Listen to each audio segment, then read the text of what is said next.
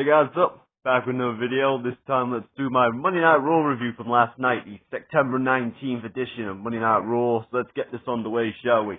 We kicked off the show with wrestling action as the United States Championship was on the line as the defending United States Champion Bobby Lashley took on Mr. Drip himself, Seth Rollins. Seth freaking Rollins to be exact. This went about 20 minutes. Great stuff, great action. And just as Seth thought he had the match won, bro came out. Mr. Riddle came out, distracted. It was enough of the distraction for Seth Rollins to eat a spear, and Bobby Lashley retains the United States Championship in the opening match. Awesome stuff, loved it. Set up perfectly for Seth Rollins to face Riddle at Extreme Rules. And Bobby Lashley continues to be an amazing United States champion and really pushing that championship up to the prestige that it needs to be, especially having no world champion on the show. So yeah, Bobby Lashley did really good here, but Seth Rollins did good, and it set up Riddle versus Rollins. So big thumbs up for that one. Later in the night, it was revealed that Seth Rollins will face Riddle in a fight pit, which is an NXT special that Riddle had with Timothy Thatcher, and Timothy Thatcher had with Tommaso Ciampa in NXT. So, looking forward to that at Extreme Rules. But let's get on with the next one, shall we? Next one, we had Damage Control, Bayley's crew, come out for a title celebration. They were still celebrating about winning the tag titles last week. They got interrupted as usual by Alexa Bliss, Asuka, and Bianca Belair. They went back and forth. Bayley said that she'll pick the time and the place for her title match with Bianca Belair. And then Alexa Bliss challenged her to a match later for tonight. So that's our main event match settled for later tonight. So there you go. Pretty cool stuff. Got the job done, did exactly what it needed to do. Then we had Kevin Owens versus Austin Theory. This is a match that was set up last week after they got into a big brawl last week. Good stuff again. Awesome stuff. Austin Theory actually brought it. He actually showed some intensity in this match, which is pretty cool. But of course, he tried to cheat. He tried to grab the Money in the Bank briefcase, but when he went to grab it, he realized it wasn't there. And then he realized that Mr. Johnny Wrestling, Johnny Gargano, had got it. So that was enough of the distraction for Kevin Owens to get the win. I just realized a lot of distractions on this show. Funny stuff. Anyway, Austin, not complaining too much. Kevin Owens hits the pop-up powerbomb for the win. I think he's going back to the pop-up powerbomb for his finisher instead of the stunner, so that's pretty cool. Hope he uses both of them. It'd be pretty cool to have a variation of finishes rather than just one. So that was pretty cool. Kevin Dunn, Jesus Christ, leave him alone. Kevin Owens wins the match, and it continues the story between Johnny Gargano and Austin Theory. Later in the night, it was Alpha Academy went up to Johnny Gargano and tried to manipulate him. What's the word? Tried to 2-on-1. Tried to ambush him 2-on-1. Not like verbally 2-on-1. And Kevin Owens came up and basically was like, "You got a problem here?" And basically that sets up a tag team match for next week. Kevin Owens and Johnny Gargano, the Panda Express, as they were known on the bump, taking on the Alpha Academy. So that should be fun.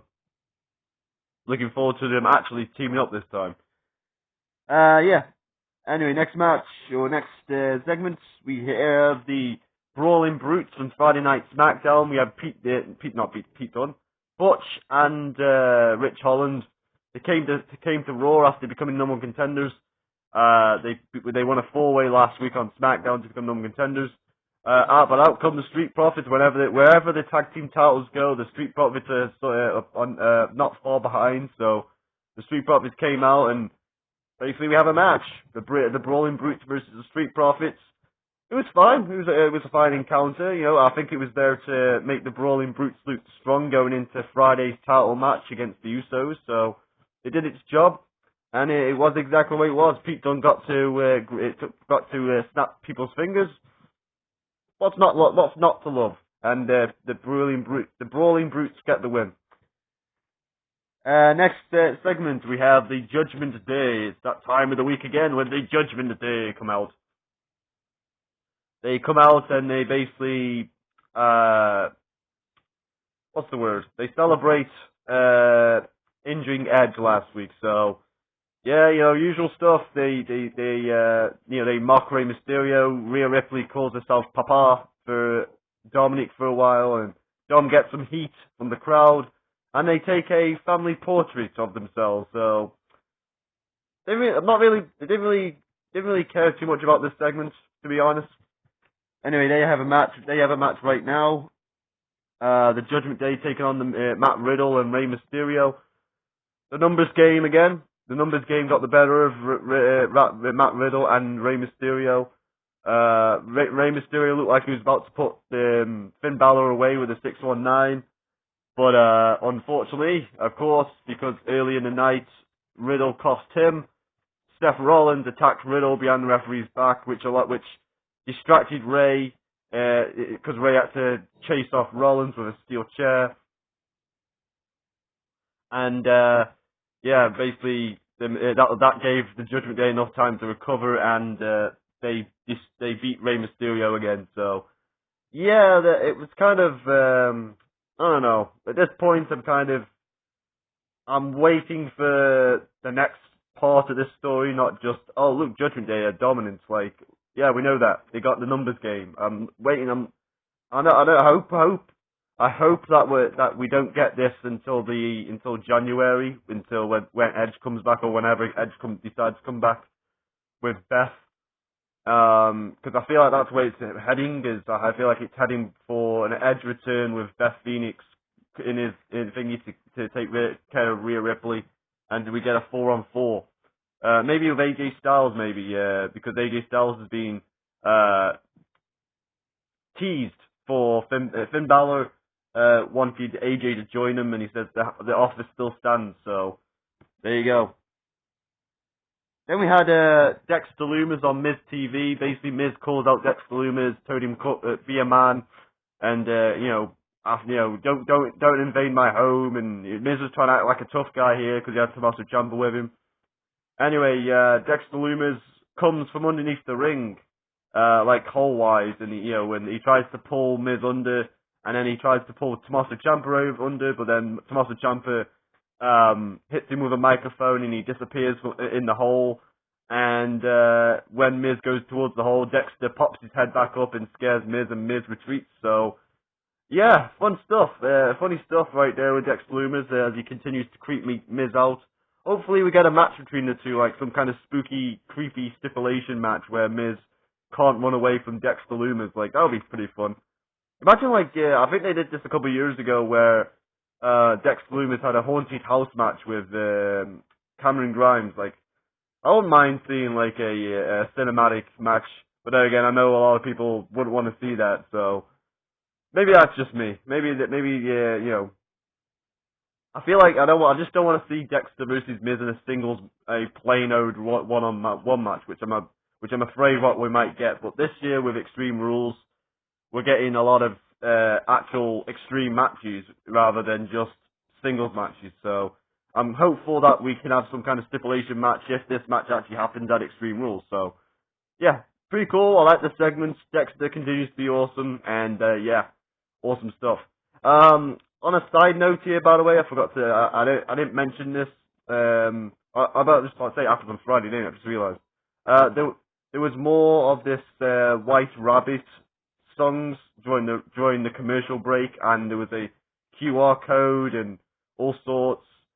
I'm not going to speculate because I don't want to get my hopes up too much. I just thought I'd mention it on the thingy just in case, because I know a lot of people. In case a lot of you may know that I'm a big fan of Bray Wyatt, so as you can imagine. So and of course he's it's rumor mill right now of him might be returning soon. So I just thought I'd bring I'll just throw that in there just in case, but I'm not going to get my hopes up about it. So we'll see. Apparently something to do with this Friday, so we'll see then. But okay, that just thought I'd mention it. Anyway, we had the main event. We had Bayley versus Alexa Bliss. I had no idea this was the main event. But yeah, it was what it was. They went back and forth. They did some stuff, and then, of course, Damage Control got involved. Bianca and Asuka got involved. Damage Control were able to get the advantage, which allowed Alexa was pushed off the turnbuckle, which allowed Bayley to get the win. So, and then of course they beat down all three afterwards, and Damage Control stood tall at the end of Raw, and Bayley announced that she's going to fight Bianca at Extreme Rules for the Raw Women's title, which kind of was predicted. So anyway, that was the show. Overall, it was fine. There was a I didn't realize this until going back through it that there was a lot of distraction finishes, a lot of heel heat going into thingy, but it is what it is. I'm fine with it. We got another match added, another couple matches added to Extreme Rules, and the build to Extreme Rules is going along just perfectly. So, a fine show. Anyway, I hope you guys enjoyed the show. Tell me what you thought in the comments, and I'll see you next time, right here, and I'm out.